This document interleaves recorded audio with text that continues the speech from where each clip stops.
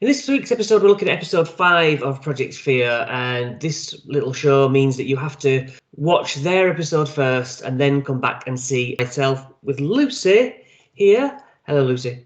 Hello. As we discuss, as from the perspective of ghost hunters ourselves, what we think of the episode. So, good episode or bad? Yeah, I think it was really good because they got some unexpected stuff.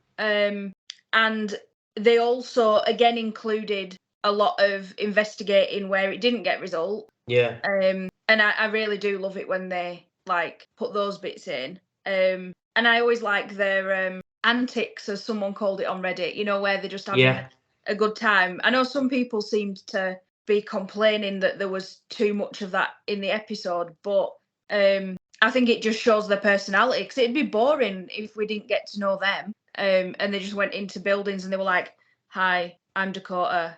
Let's go, yeah.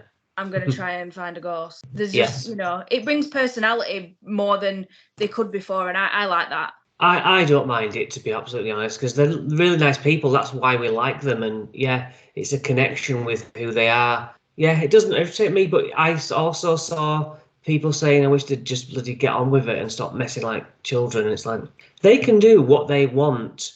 They decide how they present themselves. Us as the audience then decide whether we like the product they provide. It's not for them to do it how we want it. No, exactly. So, did you watch the episode from the previous time, Joliet Prison? No, well, I watched it at the time that it came out before, but I haven't rewatched it and then watched this one recently, no. Yeah, that's what I did. And it was a similar episode, whereas there was a lot of nothing for like 20 minutes. And then they had, as they recap in the show, the flashes of light and the black mass. Now, that black mass picture, having seen it a couple of times now, you can actually see through it to a white straight line, which, black mass or shadow. So I was thinking, right, looking at the ceiling with the peeling paintwork, it could be a shadow, but only if you held the camera really high up. Because it was like, there'd be loads of them. There'd be loads of shadows at that angle if they went along the ceiling. But that one was there 1 second and not any other time. So it is an interesting photo. Yeah, I think it is, because like you say, they take a lot of photos altogether, don't they? So if it was like an explainable shadow of like their arm or the camera, something like that, it would be in the other ones. So I would say that black shadow is paranormal, I think. I certainly can't explain it. Yeah, like, that's probably a whatever. So then, the flashes in the cells, it wasn't even car lights. They were just fleeting click from under and then from sort of side on. So what do we know about paranormal flashes, if anything? I don't really know anything. With that, my mind went straight to, because a lot of people think, okay, it's a prison, you're going to get a lot of prisoner spirits, but there's a lot of guards that would have worked there too that would have had torches. So my mind went to maybe a guard spirit doing his rounds. If it's residual, doing his rounds and shining the torch. But I don't really. It's difficult when it's something that's like a split moment and you capture it. Capturing it's great, but this is the thing with all paranormal evidence. It's afterwards you're still scratching your head and you're like, but do I really have? You always get more questions, don't you? Yeah. So I don't know whether maybe that was a spirit manifesting itself as light, or residual flashlight or something. I don't know. What do you think? Yeah, I can't say. I've got no reasonable explanation. Car light would be my first thought, but seeing it, I'm like, that's not car light. No. It'd be much longer and change angles as it drove past. Yeah, it'd be like a sweeping light, wouldn't it? Sweeping light, yeah.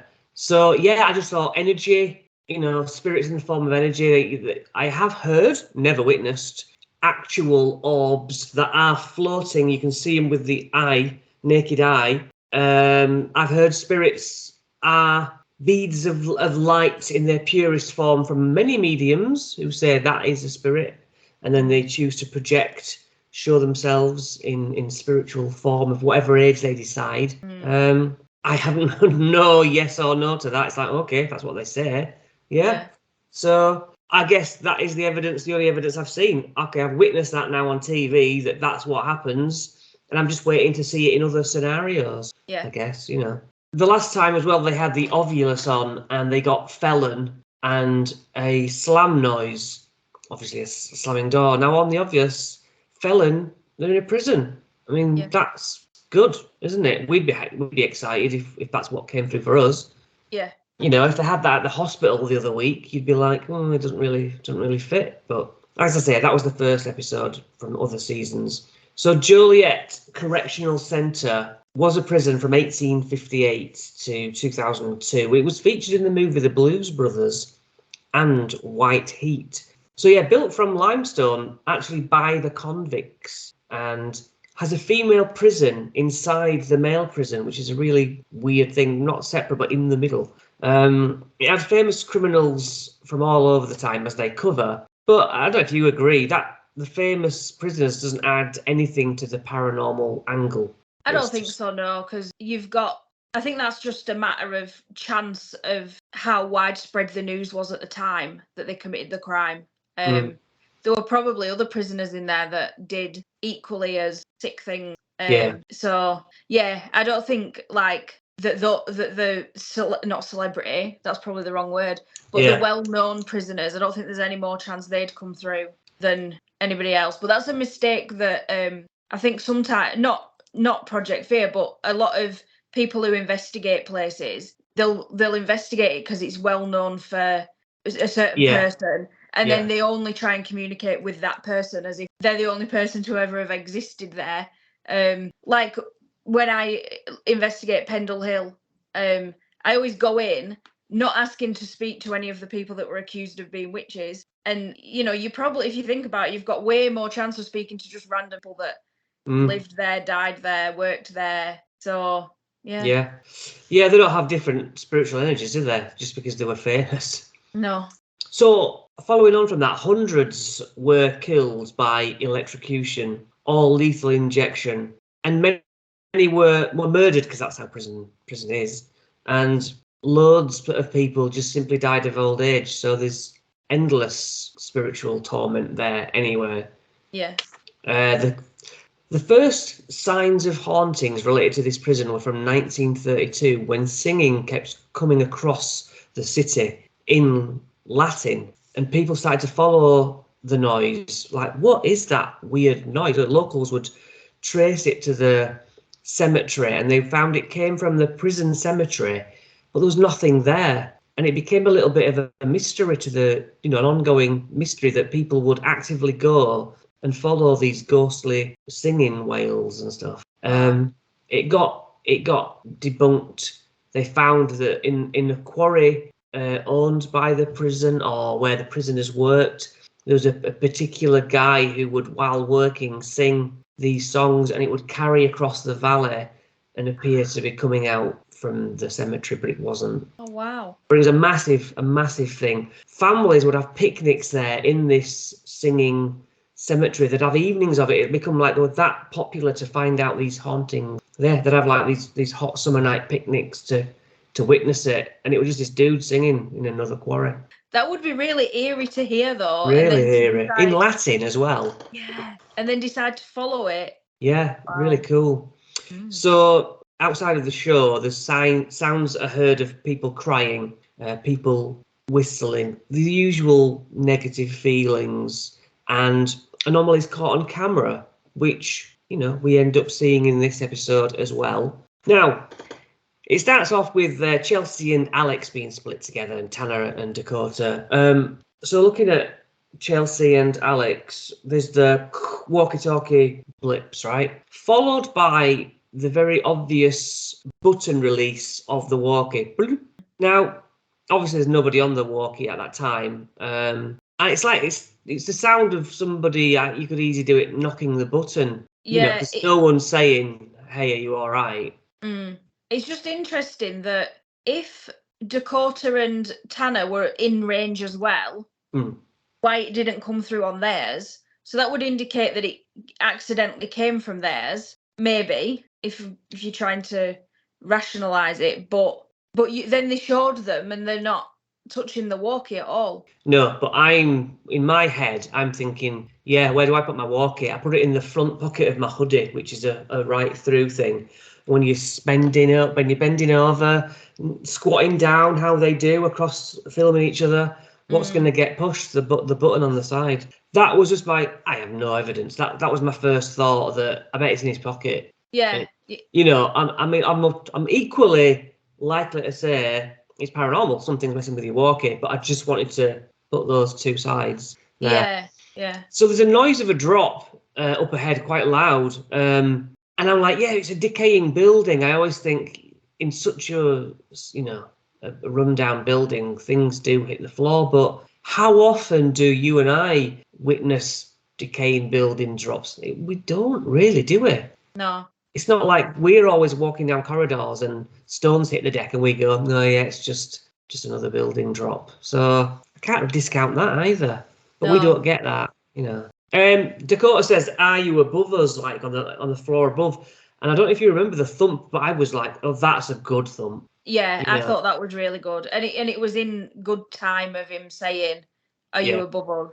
And then the noise came from there. Yeah, a proper solid thump, not like our little drips of water where our tick or something we sometimes get, which is the building cooling or whatever. In unmistakable, really. So yeah, Alex pulls out the digital recorder. The walkie rumbles again. Alex, like a good investigator that he is, asks for confirmation. Do the walkie thing again, and gets it again. So the confirmation. But if it's rattling around in someone's hoodie as they're positioning themselves, you just don't know. Yeah. Is it left out for the edit? I'll come back to that point later on. Then we hear that unexplained voice like twice. Just very interesting, to get what sounds like a human uttering. Yeah. It's big, isn't it? That's big. That'd fill our night. We'd be like, that was good. Yeah, I think as well for it to happen twice, just after it. My initial thought was like, again, my mind didn't go to like, oh, not paranormal, because I think that was.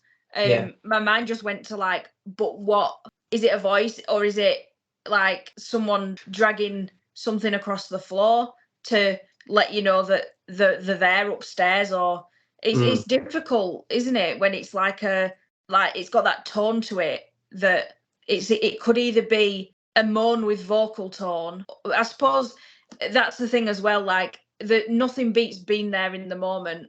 So if they say that sounded like a voice, I'm like, okay, yeah, I'll go with that it's a voice because they heard it in real time. We've discussed it not transferring the best on digital. So the Dakota and Tanner go to the photo corridor, the black mass corridor. There's footsteps shuffle, and it does sound like on the broken floor paint, the crackle, the grind, and that's what it sounds like, a shift of shoe on the surface. And they know they're the only person there, so it's not another human, but it sounds like another human. So that's good that the sound matches the tonality that it should do. Yeah.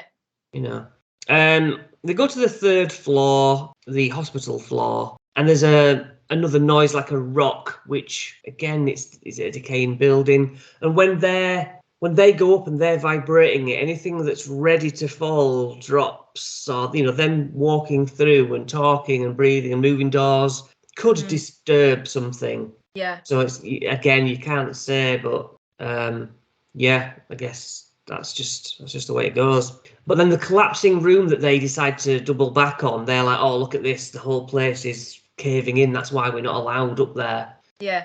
Also plays into it's probably just the building, piles of rubble that they've disturbed. So I was a bit less interested then.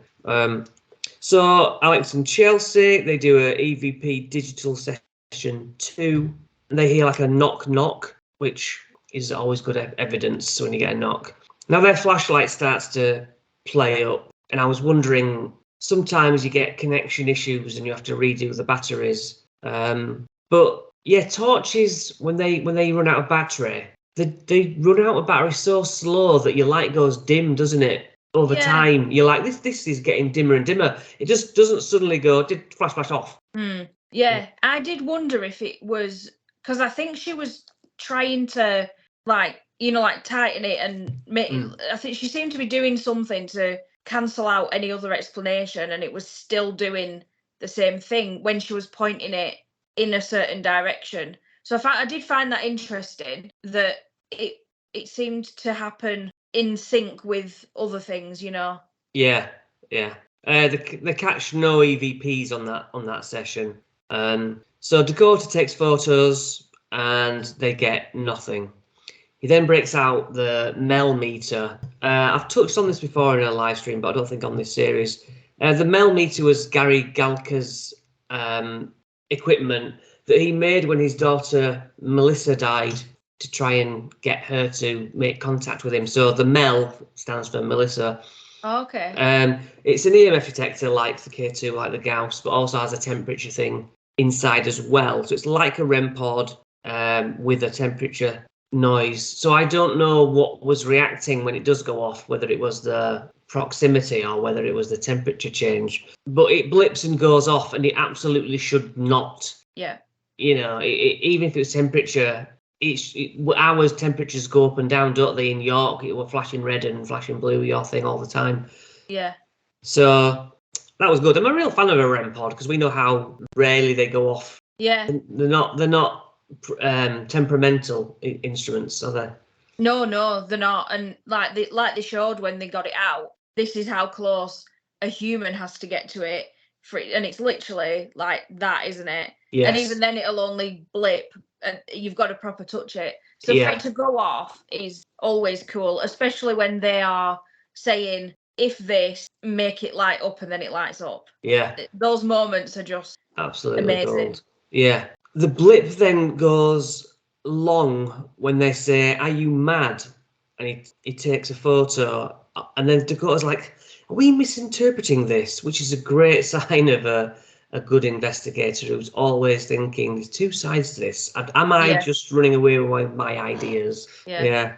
There's a noise from behind them which makes them jump, and his flashlight dies then. Rather than fade over time, as we've discussed, it's like two torches. You were at Bingley Cemetery, and Ben has a readout on his torch that you can see the power, and he watched the power, or maybe it was a percentage. I don't know if you remember, but he said there were definitely bars, weren't there? Something, weren't there?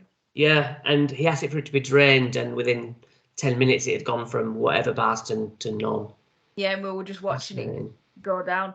But it was Tanner, wasn't it, who had the torch? Yeah. And again, though, same with Chelsea, as he panned towards what he was trying to, catch, that's when his torch did the same thing. Which then gave me a vision of a spirit being like, give me that energy as soon as he turned around. So Chelsea's on its own, because that one was first. I would have thought, okay, dodgy torch, but then for it to happen to him in the same way, pointing it, and then it happens. I thought that was cool, and that's what I meant by like unexpected evidence. It's not something they asked for. It just happened to two of them. And it's not something that was like a controlled experiment. It just happened. So I really found that interesting, and it shows how authentic it is, because when things happen that you haven't asked for, but that build up, it's, and why not? These things, you never know, because we don't know how ghosts operate, really, do we? We try, but I think that's proof that they're either drawn to light, or they know that they can drain energy from either a light source or something with a battery. Yeah, I totally agree with that. They end up meeting up, the two pairs, and that's when they sort of highlight Fear Club and stuff. Now, Fear Club have been having issues where they've not automatically renewed everyone's membership. So like literally they got all those people to join, and now they're having to beg them to join again, because they've joined for 1 month only. It's like you've got to go on and renew because something's failed. Mine automatically renewed. Well, maybe in America or patches of places, I don't know. Oh, that's a That's a shame. nightmare, isn't it? Because how many people will go, "Oh, I can't be bothered." Yeah. Whereas it Oh would have just no. naturally renewed. Oh. Well, I think hopefully, because of the kind of people that they are and the way that they investigate, I've seen so many people like on social media say that they are by far the best paranormal investigators that are putting stuff out there. So hopefully that will bring people back to subscribe to it again. That's all they can hope for, really. Yeah. And they've been getting a bit of flack off certain people for the weekly gap between the episodes. And like Dakota put out, look, I filmed and edited all the first series. We've already done the second series. I've edited all that. It takes 2 weeks per episode to edit. Yeah. Then we've got Fear Club up and running, and I've had to edit all the videos on there. Just things have got out of hand. But there's some people like, when you said weekly, you should have made them weekly. It's like they've got no help. I don't think you understand how much help that other TV stations have, how the big crew, it's just them.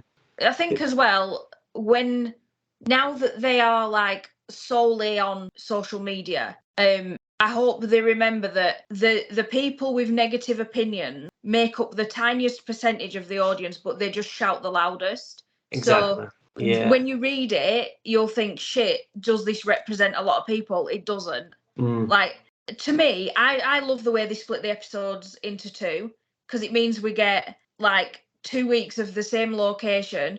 We can see that they're investigating thoroughly. Yeah. We can see how much fun they're having, and then we can see the serious side of it as well. And it really does divide it up nicely. And then he's really good at editing. Like, he does such a good job, and it must take so long. So if they need to skip a week here and there, you at the end of the day, all we're doing is subscribing to a YouTube channel. We're not paying for it. So people need to shut up. I agree. Yeah. Alex and Chelsea go off to the hospital, and Dakota and Tanner go to North Segregation. This is where Tanner had his waiver in the first episode, which it shows.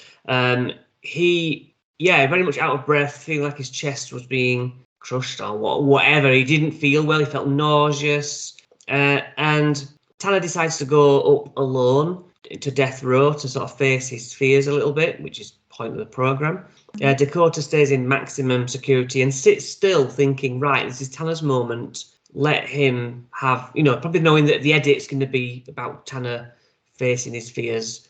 Just very generous to each other, None of them are like camera grabby, are they? No. Because that would really unbalance the apple cart, as it were. Tanner has the PS device, which we've spoke about briefly, the word bank, and asks a question, and gets nothing. Again, we love it when they get nothing. Yeah. As well. Tanner then senses a heaviness. And I think maybe even last night in our investigation, you walk room to room, and some rooms do have different feels, don't they? Yeah.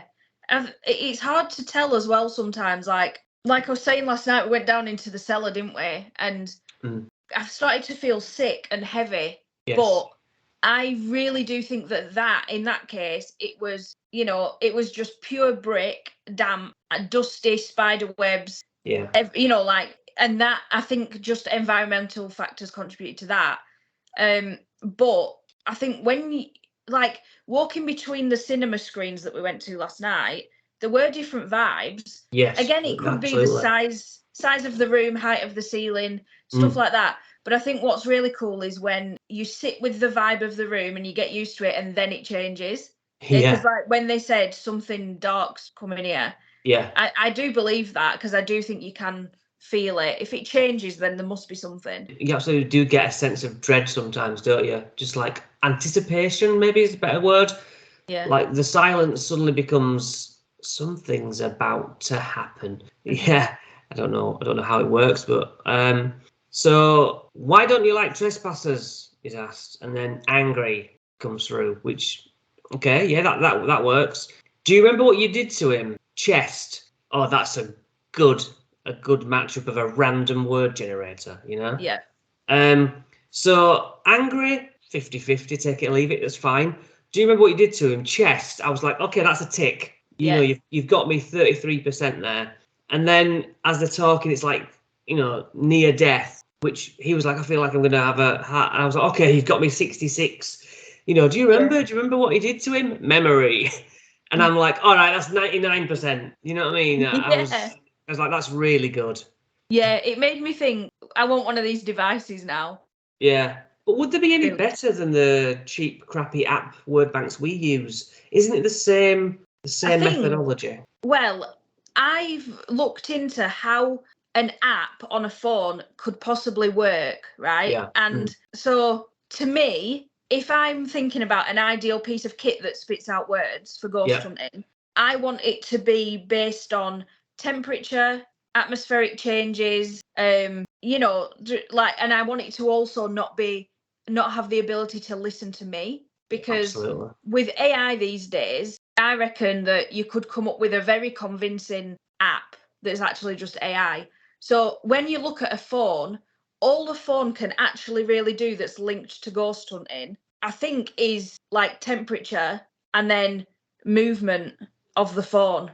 So I don't really think that can do anything, but that device that they have, if that's got stuff built into it that's linked to EMF, you know, all the other things, the frequencies, I think that's more, if there's like some intelligence behind it to where someone studied it and said, okay, we noticed that when this happens, these words are chosen and that's what affects it, then I can get on board with that. So yeah, I don't think any phone app, as far as, no, sorry, it doesn't have temperature in a phone. It has EMF, because it's got a magnetic thing in it. Yeah, fields, Yeah, so I don't know. I think a separate device like they have has the potential to be way more scientific than any of the apps that we experiment with.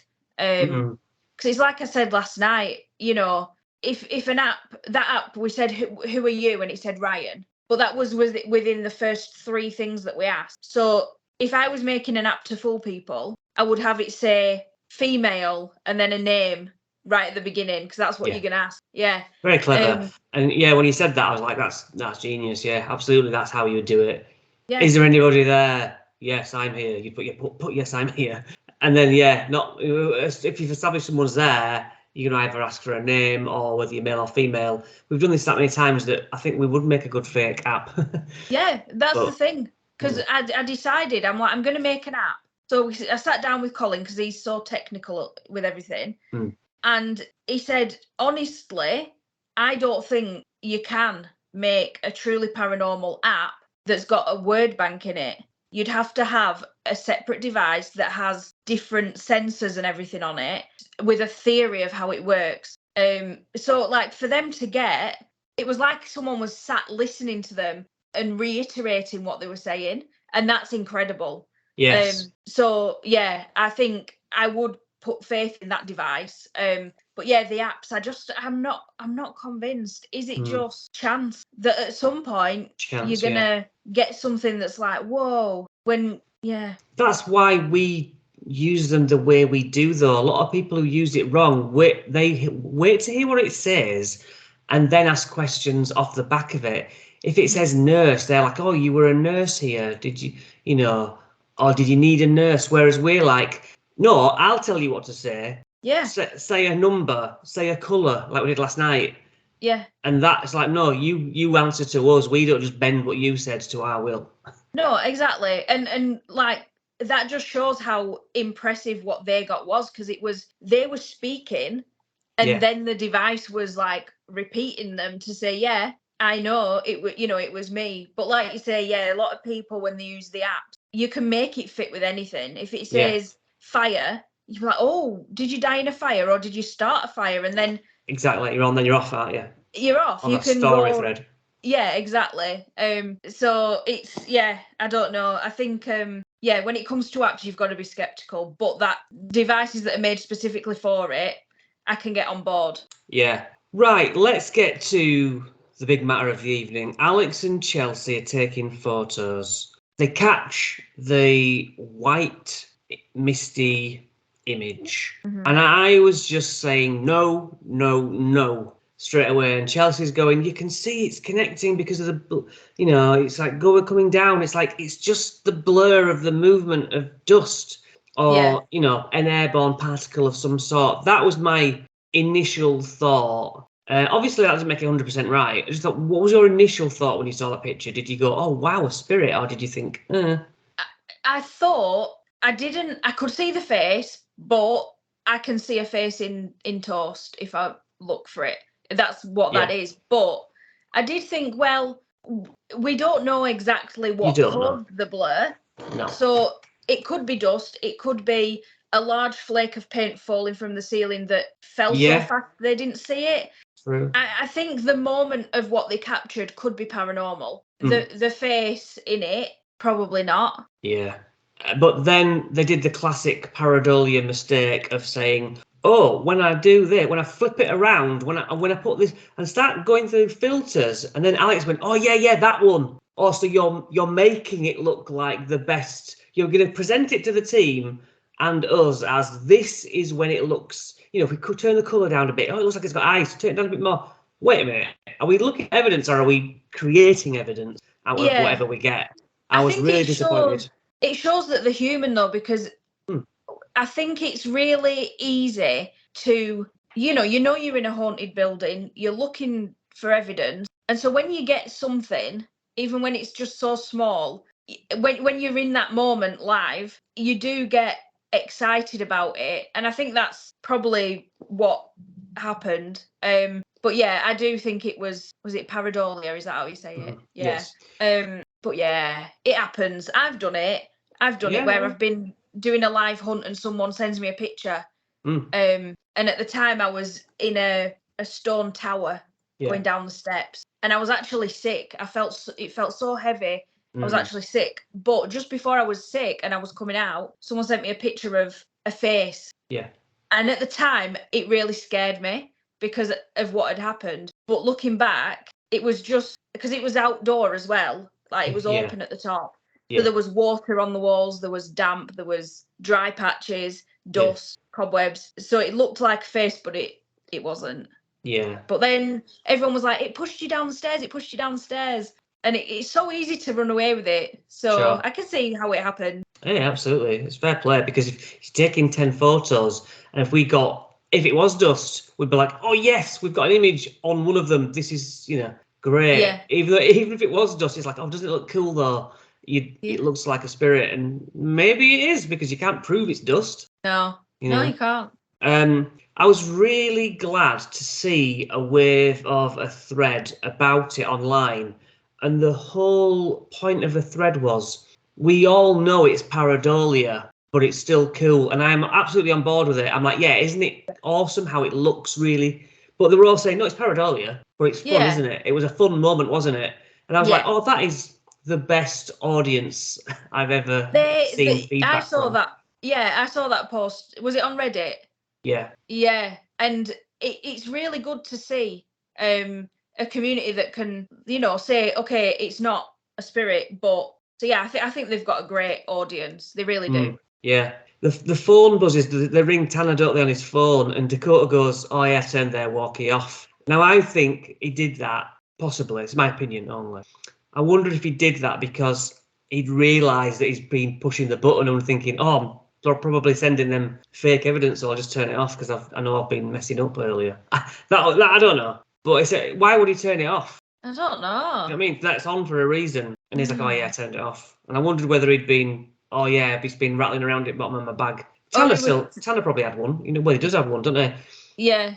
Even Alex's was clipped onto his hoodie pocket. I'm like, yeah, if you bend down, you'll be ringing them. Yeah. He might have turned it off because he was scared they'd jump scare him again. Yeah, that's true. That is true. Yeah, so they're looking at the photo, obviously, and my point is that, yeah, we might think it's dust, we might think it's not. They used the word demon, that's their beliefs, and it's good for TV. But they still have to consider that it might be real. I think they were sensible to still treat it as, well, let's just be careful, because you don't know, really, do you? You're never going to know. No, you don't know, so you have to give it some weight in the moment. Yeah, absolutely. And then Tanner reveals that he's going to handcuff somebody so that they can't move. What are your thoughts on that? Oh, I think it's great, because I think you've got to push the boundaries and create an extra level of fear, because eventually their fear might reduce because they're getting used to going in all these buildings and stuff. So what better way than, locking Dakota in a cooler, handcuffing someone to something, and it fits the jail theme, doesn't it? Like handcuffs and all that. It might trigger a spirit to be like, what's going on? They're reopening it as a prison. Or I always like to, I know it's like maybe classed as provoking, but I like to sometimes say something like, oh yeah, they're going to knock this building down, because like more activity happens when they think they're going to lose where they so I think it's a way of provoking without being too obscene and actually saying, verbally provoking. I think handcuffing someone's, it fits the theme, so it should be good. I think it might poke a bear. Yeah, well, I mean, Singapore theory is when you recreate the ambience from when the place was up and running. If they all went and stayed in a cell with prison outfits on, that is like, oh, well, it kind of gives the sense memory to the place, and taps into something. So this is why I have a theory about, Ghost Adventures have got like cutscenes where they have actors dressed in like horror stuff. So reenactment, yeah, and they film that in the buildings that they're investigating. I think before they do an investigation. My theory is, wouldn't you get more evidence in those moments where you've got someone reenacting something that happened in that building, even though you're just filming it for content of, to put in your episode? Why does nothing happen then? So if I was filming a show, if I was them, I would have a camera behind everything whilst they're filming those, just in case something happens at the time. I find it interesting that nothing ever comes of that with Ghost Adventures. It's a good point. Yeah, I know what you're saying. Well, Lucy, that is another episode done. We look forward to the next episodes when they sleep over. So thank you for talking to me today. Thank you for having me again. And thank you for watching. Yeah, thanks for watching, everyone. See ya.